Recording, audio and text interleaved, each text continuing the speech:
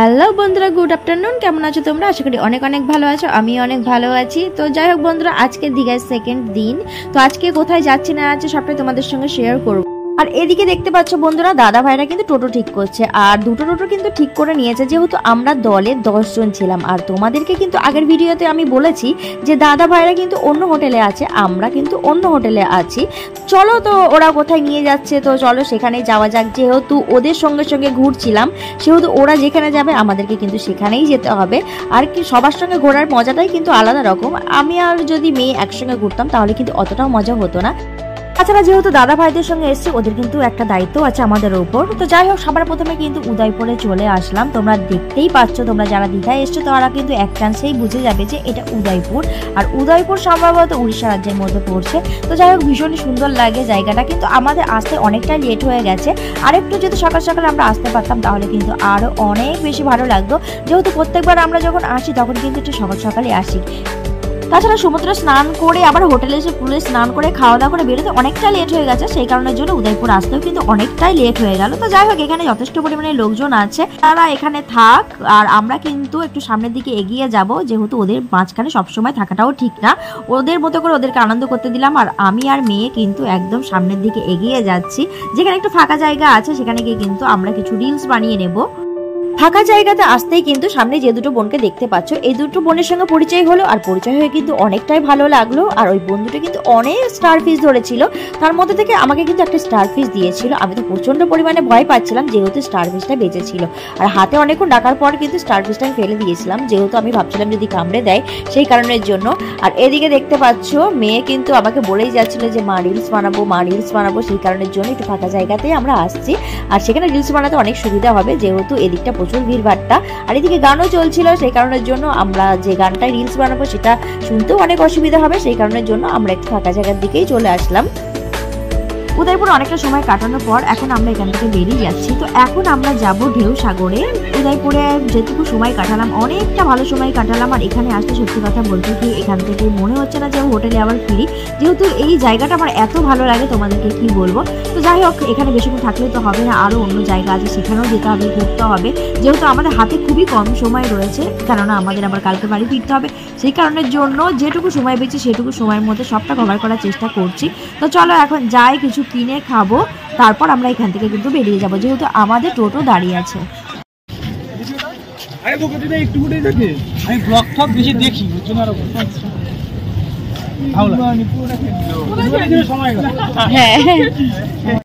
Chips এবং cold drinks কে আমরা কিন্তু বসে গেছি টোটোতে। তো বন্ধুরা, এখন আমরা যাব ঢেউ সাগরে। তো বন্ধুরা, আমরা এখন ঢেউ সাগরে পৌঁছে গেছি এবং দেখতেই পাচ্ছ ঢেউ সাগরে যে গেটের সামনেই কিন্তু আমরা দাঁড়িয়ে আছি। তো এখন রাস্তাটা পার হয়ে এখন ওপারে যাব। তো চলো বন্ধুরা, যাওয়া যাক। ফার্স্ট টাইমে আমরা ঢেউ সাগরে যাচ্ছি।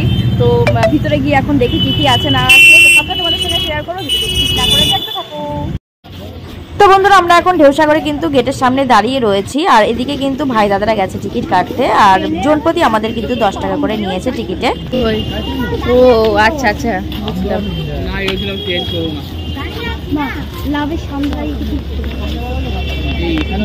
এই বাবা,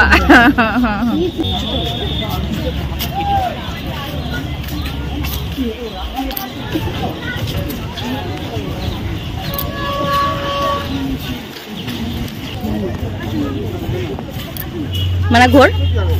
টাটা।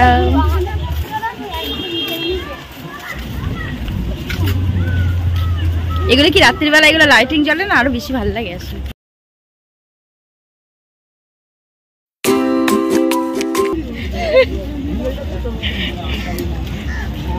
Coffee house.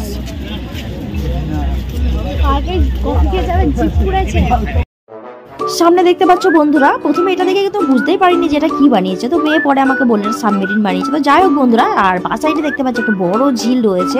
আর ঢেউ সাগরটাকে কিন্তু অসাধারণভাবে সাজিয়েছে। সত্যি কথা, না আসলে কিন্তু একেবারেই মিস করে যেতাম।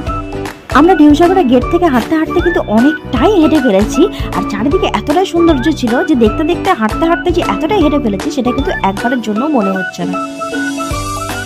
আমরা কিন্তু সমুদ্রের খুবই কাছাকাছি চলে এসেছি। আর একটুখানি হাঁটে কিন্তু সামনে সমুদ্র, আর সামনেটা আরো কত সুন্দরভাবে সাজানো আছে সেটা কিন্তু দেখার জন্য মনটা ছটফট করছে। তো চলো বন্ধুরা, সামনের দিকে এগিয়ে যাই।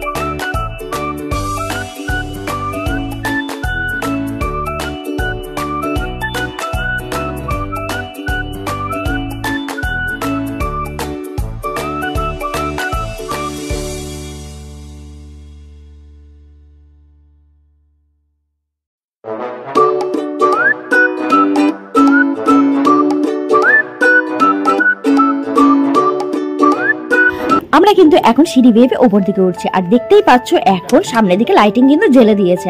আর আমরা যেহেতু বিকালবেলা এসে সেহেতু কিন্তু লাইটিং এর সৌন্দর্য এখন কিন্তু বোঝা যাবে না।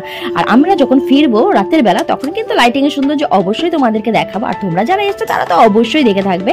আর চারিদিকটা দেখো কত সুন্দরভাবে সাজানো গোছানো রয়েছে, সত্যি কথা জাস্ট ওয়াও।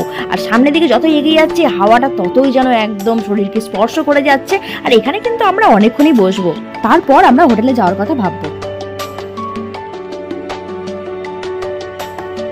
আমরা কিন্তু যেতে যেতে একটা জায়গায় এসে দাঁড়িয়ে গেছি যেখানে সামনে ছিল একটা ছোট একটা বাঁশের ব্রিজ, আর ওখানে কিন্তু অনেকে ফটোশুট করছিল। তো তাই দেখে আমাদের একটু মনে হলো যে 2-4টা ফটোশুট করেই নি, এত সুন্দর জায়গা তো সব জায়গায় পাওয়া যাবে না, সেই কারণের জন্য এখানে দাঁড়িয়ে 2-4টা ফটোশুট করে নিলাম। এবং সামনের দিকে যেতে দেখলাম সামনে রয়্যাল বেঙ্গল টাইগার, যেটা থেকে হঠাৎ করে মনে হয়েছিল অরিজিনাল। তো যাই হোক বন্ধুরা, সে সমস্ত মনের ভ্রম কাটিয়ে সামনে এগিয়ে যেতেই দেখি একটা ময়ূরপঙ্খী জাহাজ যেন সমুদ্রের উপর দিয়ে ভেসে চলেছে। কিছুক্ষণের জন্য আমার মনে হচ্ছিল আমি যেন রূপকথা গল্পের মধ্যে হারিয়ে গেছি। তো যাই হোক, জাহাজটা দেখার পর এখন কিন্তু আমি সামনের দিকে এগিয়ে যাচ্ছি, যেখানে আমাদের টিম অলরেডি বসে গেছে, মানে আমার দাদা ভাই এবং তার বন্ধু বান্ধবরা দেখতে পাচ্ছ এখানে সেলফি তুলতে ব্যস্ত, আর মেয়ে এখানে দাঁড়িয়ে রয়েছে।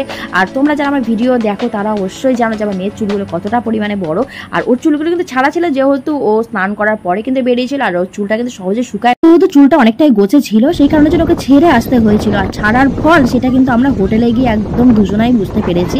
আমার থেকে কিন্তু আমার মেয়ের চুলটা বেশি অবস্থা খারাপ হয়ে গেছিল, যেহেতু আমার থেকে ওর চুলটা অনেকটাই বেশি ছিল। আর পিছনে দেখতে পাচ্ছ দাদারা কিন্তু বসে রয়েছে, আর তার থেকে কিন্তু অনেকটা এগিয়ে আমরা বসেছিলাম। তো পিছনে ওরা ওদের মতো আনন্দ করছিল, আর আমি আর মেয়ের সামনে আমাদের মতো আনন্দ করছিলাম। আর দেখতে পাচ্ছ সামনে কত সুন্দর একটা ভিউ। আর এদিকে দেখতে পাচ্ছ এখনই কিন্তু ঢেউ সাগরে কাজ চলছে। সামনে দেখতে পাচ্ছ ব্যাঙের ছাতা প্লাস 2টো হাত সমুদ্রের দিকে বাড়িয়ে রয়েছে, যেন মনে হচ্ছে হাত দুখানি দিয়ে সমুদ্রকে আরো কাছে টেনে নিতে চাইছে। তো যাই হোক, আর এদিকে দেখতে পাচ্ছি যে জাহাজটার কথা বলছিলাম সেটা কিন্তু সমুদ্রের ধারে খুব সুন্দরভাবে বানিয়েছে, যেন একদম অরিজিনাল ময়ূরপঙ্খী জাহাজ। তো যাই হোক বন্ধুরা, অনেকটা সময় ঢেউ সাগরে কাটালাম। তো এখন আমাদের হোটেলে ফিরতে হবে, যেহেতু অনেকটা রাত হয়ে গেল আর খিদেও পেয়ে গেছে।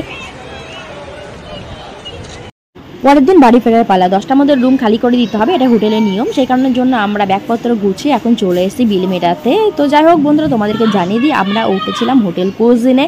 তো এখানে সমস্ত কিছুই ভালো, রুম ওয়াশরুম সমস্ত কিছু পরিষ্কার পরিচ্ছন্ন, এবং এখানে সার্ভিসও অনেক ভালো পাবে, তোমরা যদি চাও কিন্তু এখানে এসে উঠতে পারো। তো যাই হোক বন্ধুরা, এখন আমরা কিন্তু বিল মিটে এখন চলে এসেছি বাইরে। এখন আমরা যাচ্ছি দাদা ভাইরা যে হোটেলে উঠেছে সেই হোটেলে, সামনে এসে আমরা এখন হাজির হয়ে গেছি। তো ওরা আমাদেরকে ফোন করলো বেরোতে, আমরা বেরিয়ে চলে এসেছি। তো ওরাও এখন বেরিয়ে গেছে, তোমরা দেখতে পাচ্ছ।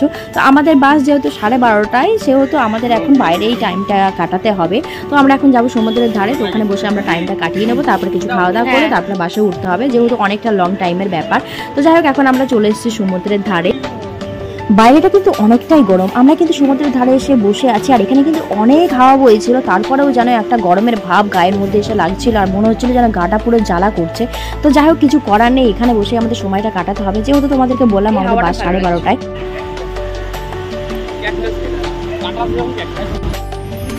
এই কাটা দিয়ে আমার কান নাক ফোটানো।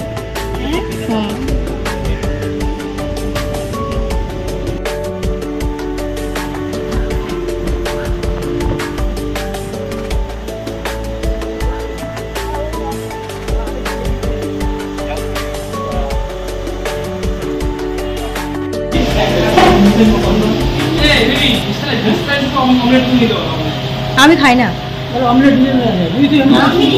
ও খাই না, আমারও ভালো লাগে। কেন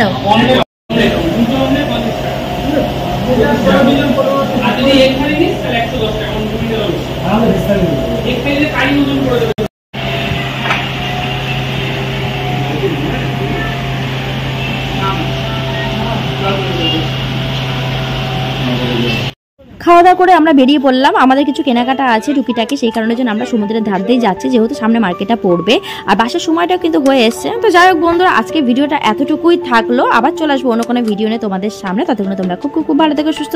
আর ভিডিওটা যদি ভালো লেগে থাকে তাহলে অবশ্যই লাইক কমেন্ট শেয়ার করে দিও।